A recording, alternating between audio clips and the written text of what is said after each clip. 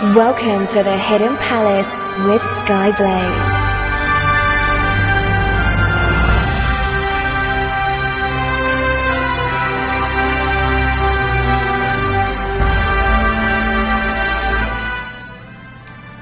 Good morning, afternoon, evening or night, wherever you are in the world. I am Skyblaze and this is the Hidden Palace here on Radio Sega. Today we'll be covering what happens when a game leaves its native environment, whether that environment is a country or a particular bit of hardware. Things can go well when games are moved elsewhere, or things can sometimes go a bit awry. Such as when Guilty Gear Xrd, is that how you pronounce it? I'm never sure. XRD. Sign. Anyway. Yeah, Guilty Gear XRD Sign got its PS3 and PS4 release in the PAL region. Not only was the game released 6 months after the Japanese and US release, it was not patched to fix known bugs, despite being a digital-only release. To add insult to injury, the game was region-locked so that PAL players could only play with other PAL players, not friends from other regions. Oh, and 2 DLC characters were left inaccessible to PAL players since no DLC was released in the PAL region. Thank you very much for that. The PAL region got a similar treatment when Persona 4 was released in Europe, 10 months after the original release. This was despite fans warning Atlus that the localizers that they were going to use had a history of delayed releases. So that went well. Thankfully, Atlus did learn their lesson by the time that Ultimax was released, and that got pretty much released about the same time as the other regions, which was good. But yeah, there's no excuse for a 10-month delay. That's ridiculous. It's like a Sega game in recent years that had a shitty PAL release? Gasp. Yeah, pretty much. Never mind. Anyway, let's have some music. Let's have some music from Guilty Gear Xrd, Z or D, whatever the bloody hell you're supposed to call it. Let's have a track called Give Me a Break from Guilty Gear. And I'll see you after the break.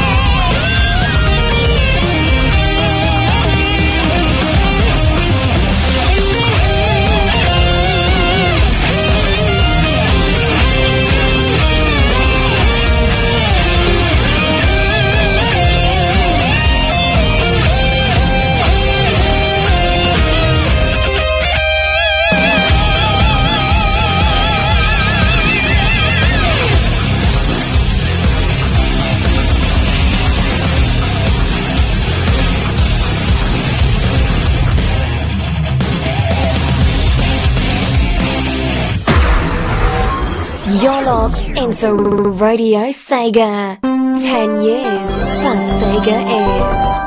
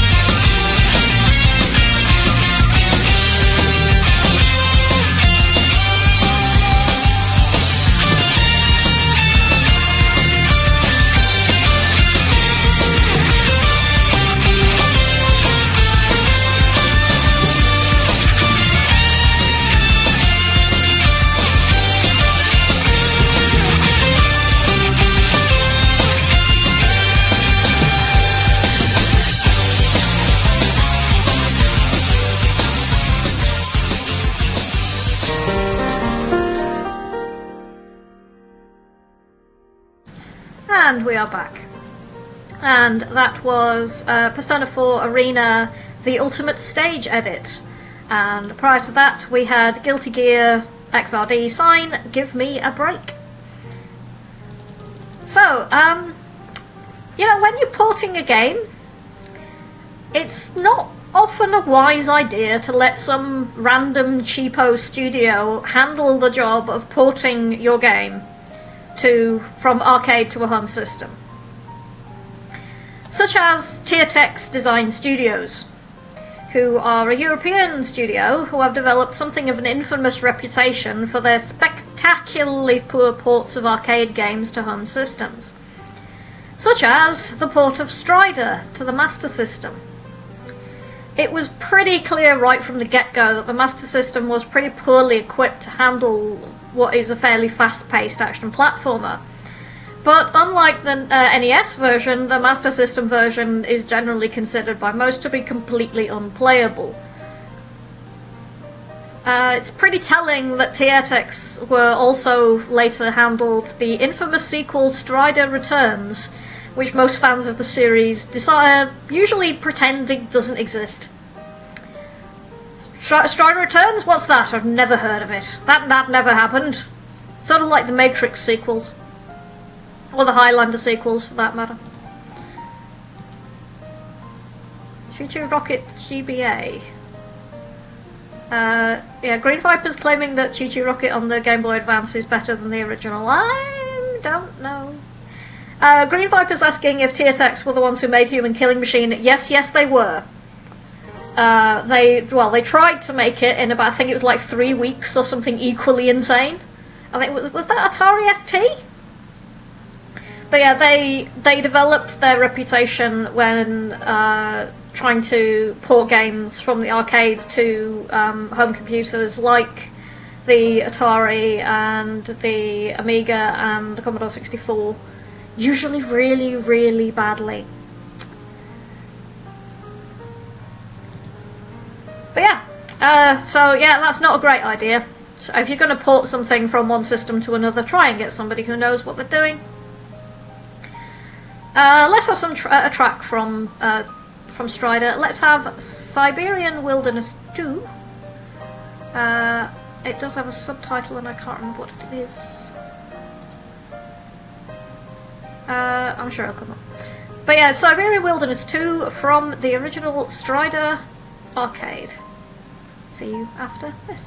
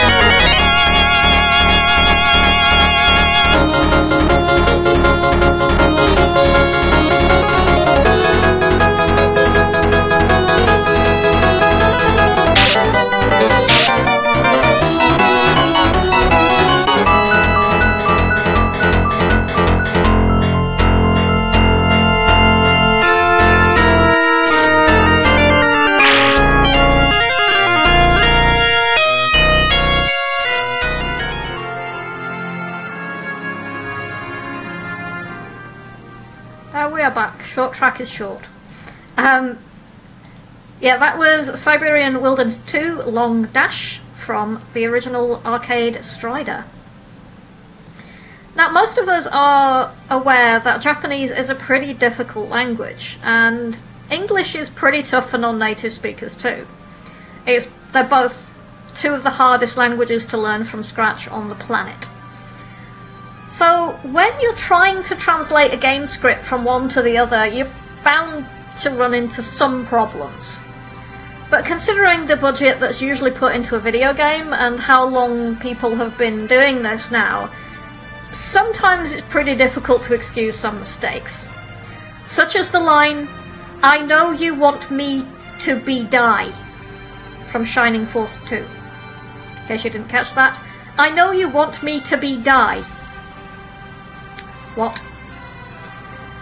And then we get translations that are so awe-inspiringly bad that all you can do is laugh like a bloody drain. Like the entire opening scene of Zero Wing. It's the only cutscene in the entire goddamn game, and yet it managed to launch 1,000 "all your base are belong to us" and "for great justice" memes all by itself.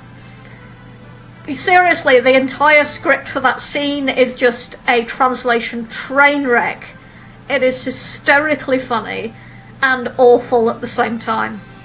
It's actually pretty impressive for an otherwise fairly unremarkable shooting game. Ha, Jamie, I beat you to it, because he's just trying to remind me of "all our base I belong to you," and I beat you to it. Ha ha ha ha ha ha ha.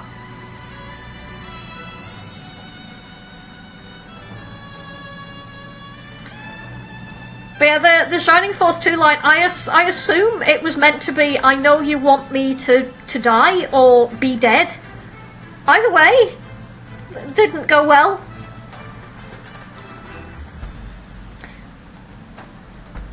Jamie, bearing in mind that you say you posted it before I said it, no you didn't, because there's lag. So, I actually said it before you typed it, you just didn't hear it before then, you know what I mean? Time, wibbly wobbly, timey wimey, and so on and so forth. But yeah, the entire that Zero Wing cutscene. Interestingly though, players of the game who actually play it for the game really hate the memes, because there are so many people who only know it for those memes and that cutscene, of that infamous cutscene. Even the people who made the game are not terribly impressed with it. They're like, what? Why do people care? Oh, it's a what? Oh, okay, right, never mind. Ho hum. Let's have some more music. Let's have Warrior of the Reviving Light from Shining Force 2. And after that we'll actually have some music from Zero Wing. So, enjoy.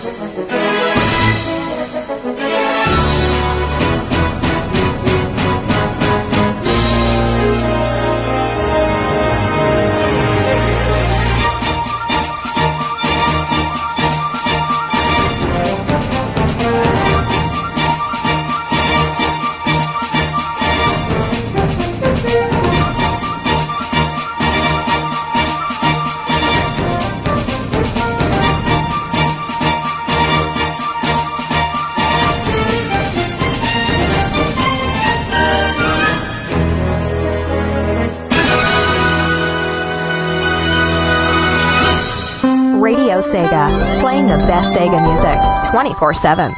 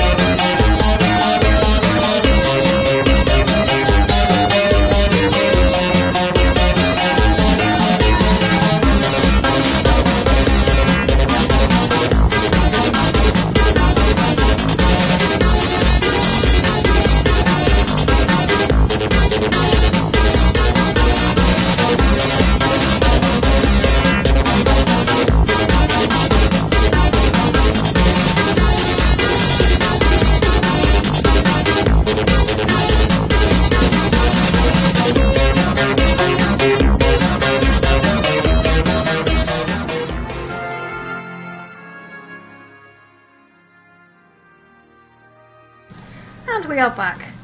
And that was New Day for Me, Stage 2 BGM from Zero Wing. Prior to that, we had Warrior of the Reviving Light from... where was it from? I've entirely forgotten, my brain is not working. Shining Force 2. It's going to be one of those days, is it, apparently? Anyway, I mentioned before in my Vaporware episode, I think, about the state of Phantasy Star Online 2 and its alleged English translation. Now there is, as was discussed during that episode, a Southeast Asian English translation for the game, since English is fairly widely spoken in that region, although not usually as a primary language. However, by all accounts, it is a truly awful translation, and it ignores the history of the game and how it usually ends up being translated, resulting in things such as techniques getting translated to magic, which doesn't really tell you what they are at all, really, because it's not really magic. Anyway, there are other problems compared with the Japanese version as well, such as Arcs Cash, which is the in-game currency, depreciating in value very, very rapidly compared to the Japanese version, and costumes binding exclusively to certain characters upon equip, despite the fact that this doesn't happen in the Japanese version. as well as a region block that prevented Southeast Asian players from playing with anyone from Japan. The block was lifted in 2015 though. You know, tiny bit of good news. Despite the existence of that English version, English-speaking players in the Southeast Asian region usually prefer to use the unofficial English fan patches, or wait in vain for the long-delayed US/EU version. I doubt it's going to happen. It might, I could be wrong, but honestly I really doubt it. It's worth noting that things have not exactly been happy, shiny and full of fluffy kittens for Phantasy Star Online fans for quite some time. Sega cancelled Phantasy Star Online Universe, claiming that there weren't enough subscribers, despite the fact that Sega of Japan seemed to have been intentionally screwing up the North American/international side of the game since launch. Content patches for the servers were often months behind the Japanese releases, despite the fact that the content was already there on the disc. What the hell? Sega of Japan even dragged their feet when it came to things like tech support for the international version, such as when there was a problem with the billing server during a limited time event. Sega of Japan waited until after the event was already over before giving the American team the go-ahead to actually fix the issue. So, all this in mind, it's not very surprising that Phantasy Star Online fans are a teensy bit annoyed with Sega of Japan these days. Just a little tiny bit. Yeah, Green Viper saying on-disc DLC. On-disc DLC makes baby Segata Sanshiro cry. I think we can all agree on that one.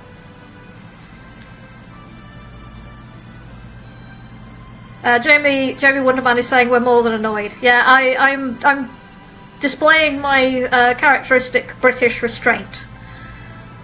Screaming tantrum would probably put it slightly better.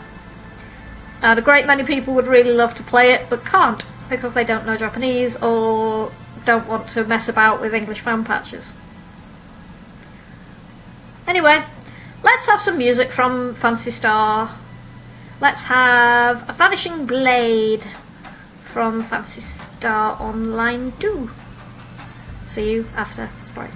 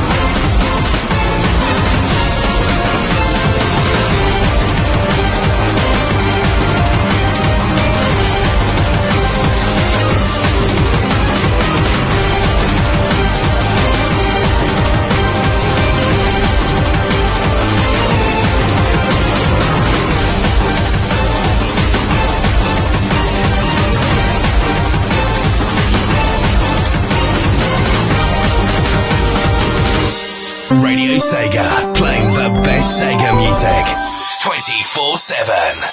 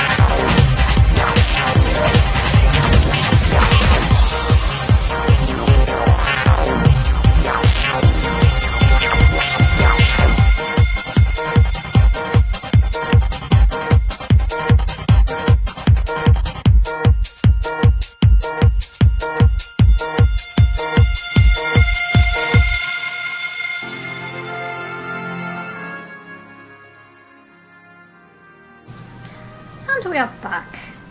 And that was Madness the Machine Sparks from Phantasy Star Universe. And before that it was Vanishing Blade Quartz Dragon from Phantasy Star Online 2.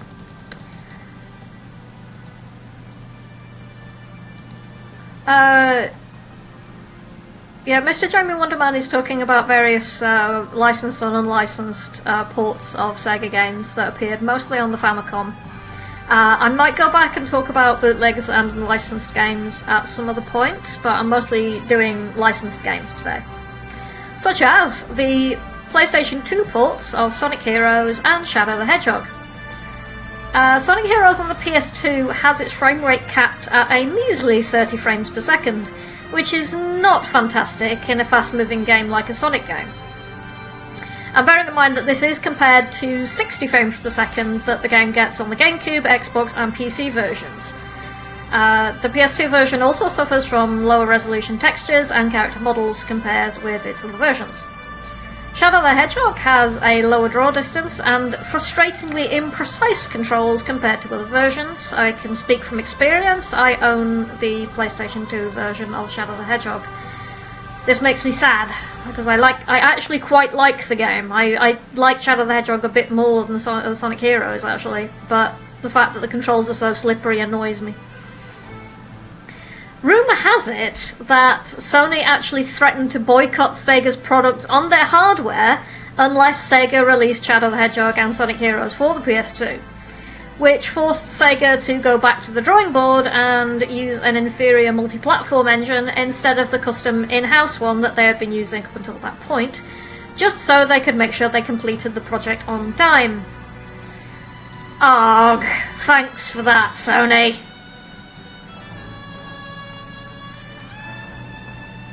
II's saying that the PS2 is shit. No, it isn't. No, it isn't. But those versions are just makes me sad.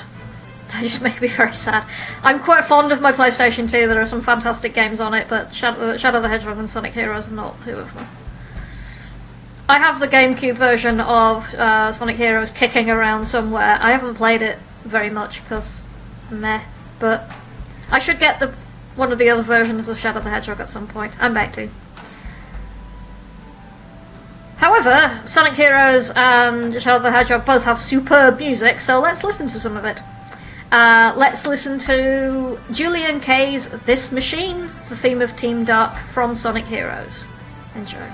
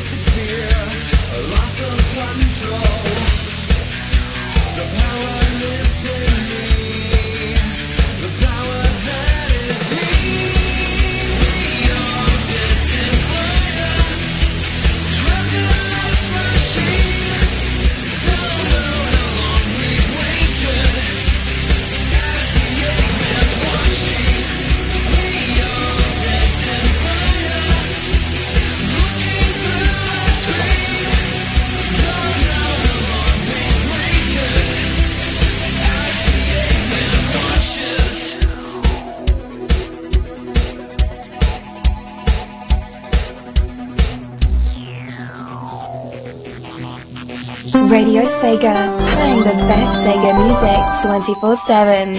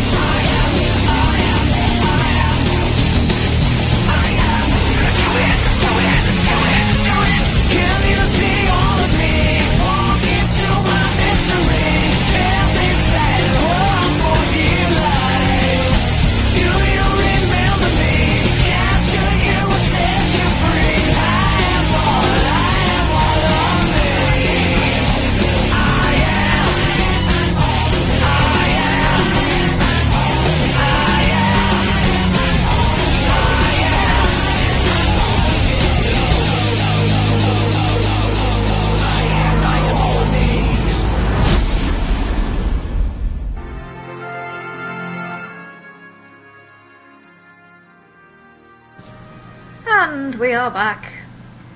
And that was I Am Final Doom version from Shadow the Hedgehog by Crush 40, because Crush 40 are awesome. And This Machine by Julian Kay, the theme of Team Dark from Sonic Heroes. Yeah, I'm running quite short on time, and I've still got quite a lot to talk about, so I'm going to speed through. Magic Knight Raya for the Saturn. Initially announced as a launch title, believe it or not, the US port was stuck in development hell for 3 years, at least partially due to the baleful stupidity of one Sega of America executive, Bernie Stolar. Now, one of these days I will do a proper retrospective on the Saturn and go into great detail about this man. But until then, suffice it to say that I am not his biggest fan. He reportedly hated RPGs and did his dead level best to prevent them from coming out in the US, regardless of how good they were. He'd already been booted out of Sony after he tried to prevent Final Fantasy VII from being released outside of Japan. You know, Final Fantasy VII, one of the most successful games ever made. Slow clap that man.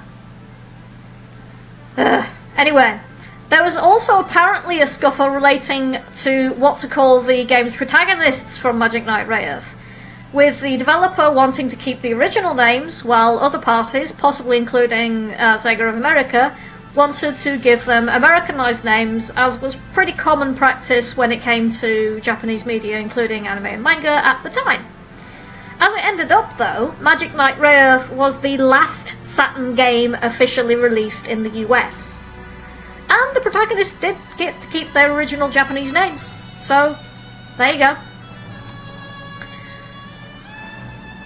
Let's have some music from Magic Knight Rayearth.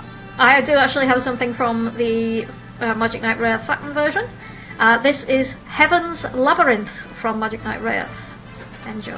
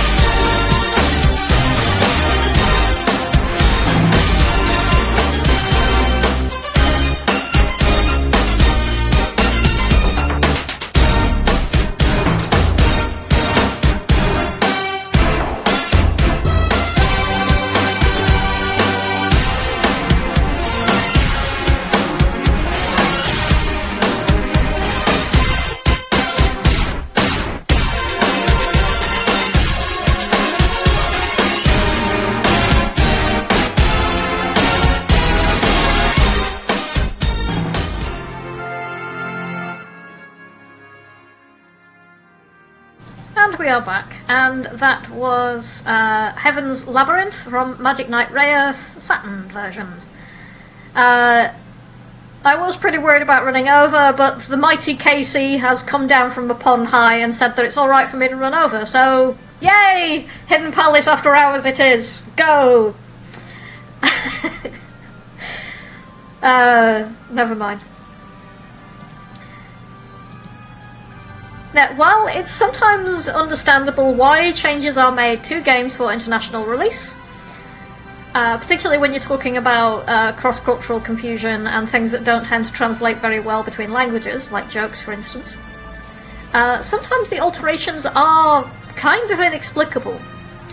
Like the removal of an entire level from the American and European versions of Rystar for the Game Gear. The strange thing is about this is that the level is still right there in the code, but the game is programmed to skip it. So you can't even say that it was to save space or anything, because it's still there. Which means that one of the levels is, like, shorter than the others for no readily apparent reason. I have yet to see anybody come up with an actual reason for this. I really don't understand it. At least when Sega removed 5 levels from Enduro Racer for the Master System, they did it so they could use a smaller 1 megabit cartridge instead of a 2 megabit cartridge in order to save costs. Similarly to the American version of Captain Silver, also for the Master System, where was I on that? Yeah, similarly the American version of Captain Silver for the Master System uses a 1 megabit cartridge, though the game manual still mentions the missing elements of the game, despite the fact that they aren't there. Curiously, however, Europe did get the full 2 megabit version of the game, possibly because the Master System, as I mentioned in my Master System retrospective, did a lot better here in Europe than it did in America. So there we go. Let's have some music from Rystar Game Gear. Let's see. Rystar Strange Pirates. That's a pretty good track. So let's have some Rystar music, and I'll see you after the break.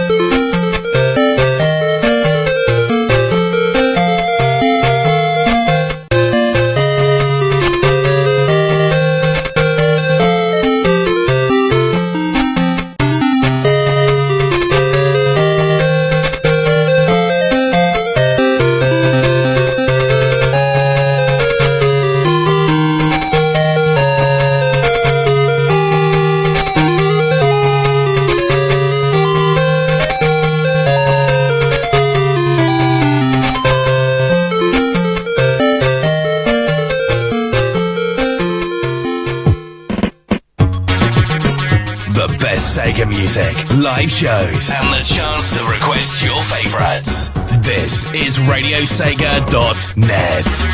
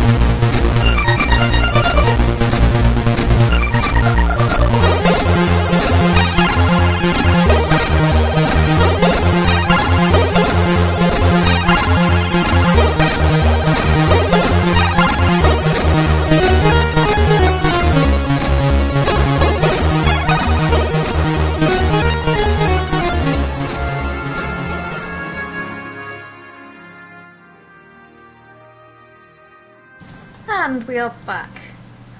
And that was in-game BGM SID stereo version from the Commodore 64 version of Enduro Racer. Mostly using the C64 version because A, SID chip, goddamn, SID chip is amazing, and B, I couldn't find the Master System version of Enduro Racer music. Oh well, and I like the SID chip, so you can all bite me.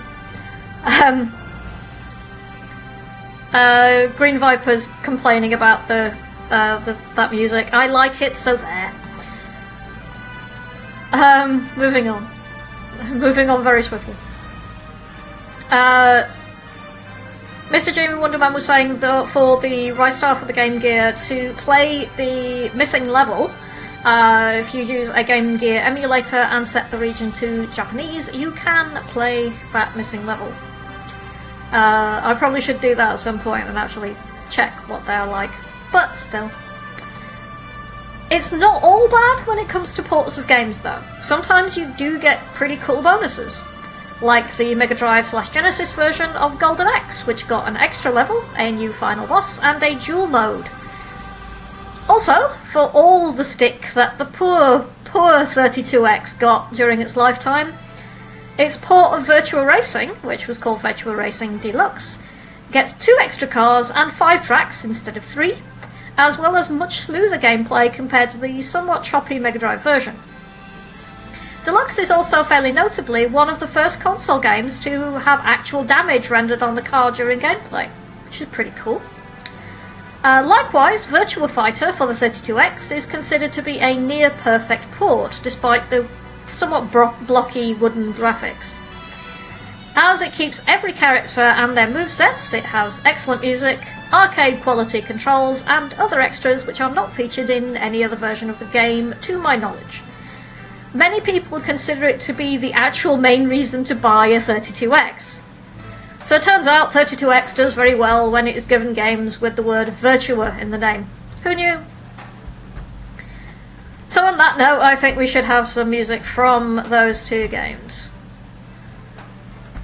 Casey's saying that I should have asked him for the Enduro Racer music. It's okay. I'll cope. Plus it gives me an excuse to play SID chip music. Ha ha ha ha ha ha. Bearing in mind I am a person who did an entire mixtape which was called Com Adore about the Commodore 64. I am that sort of person.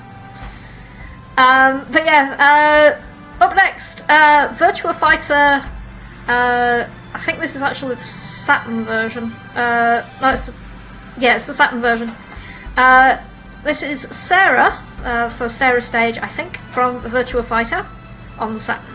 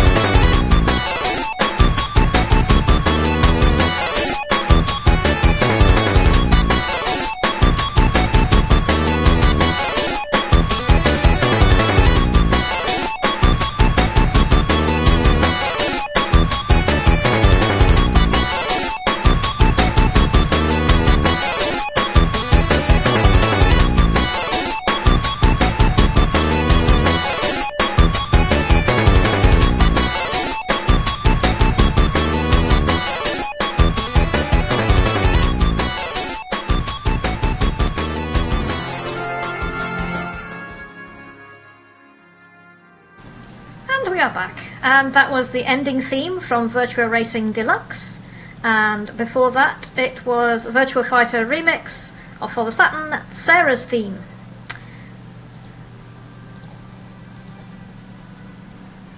I don't know what it is about the Discord chat tonight. There's a lot of people talking about Chow, as in Sonic Adventure Chow. And Rexy has posted a video which is comparing the Sega 32X to the Sega Saturn Virtua Fighter games. I'm going to have to watch that later because that actually looks pretty interesting. Anyway, back to what I'm supposed to be talking about, because I'm running 10 minutes over. The mobile releases of Sonic 1 and Sonic 2 can pretty much be considered remakes instead of ports, considering that they run in widescreen with HD graphics, add Tails and Knuckles as playable characters, allow Spin Dash as a feature that you can turn on for Sonic 1, and puts back the removed Hidden Palace, name drop people, into Sonic 2 as a secret level. Now, if you compare the awful port of Sonic 1 to the Game Boy Advance, which was known as Sonic the Hedgehog Genesis. Now, for reasons best known to Sega, the original Sonic 1 source code was not available for the developers to use. I don't know why, I don't know if they lost it, I don't know if they just couldn't find it, or if they just didn't license it to the developers for the reasons best known to themselves. This actually forced the team who were working on this version to use the Sonic Advance engine and try and cram the Sonic 1 level maps into it.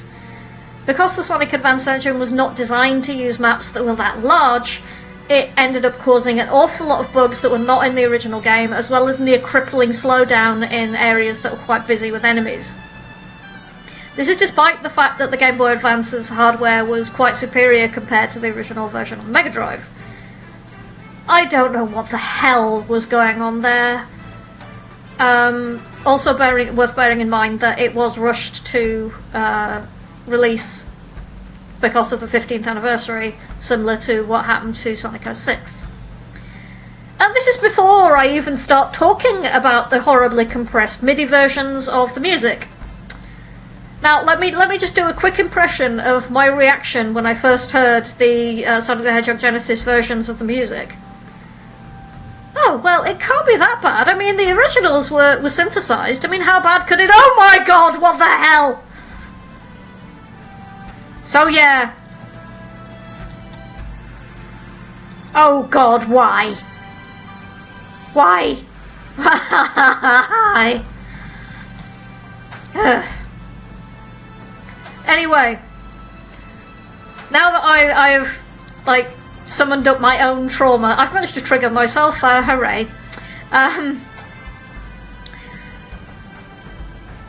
I'm gonna leave you with one last piece of music from FF Music DJ.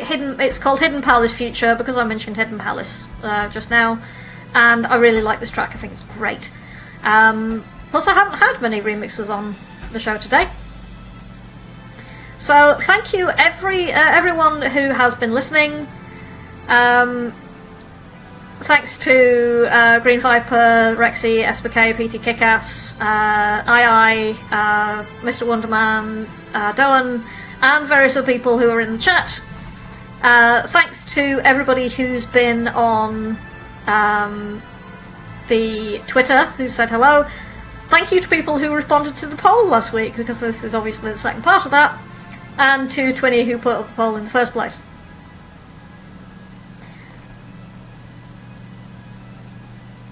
Oh, hi, Neverwolfen. I didn't see you there. Yeah, Neverwolfen is saying, one of these days, Skyblaze, you're going to have to stop holding back and tell us what you really think.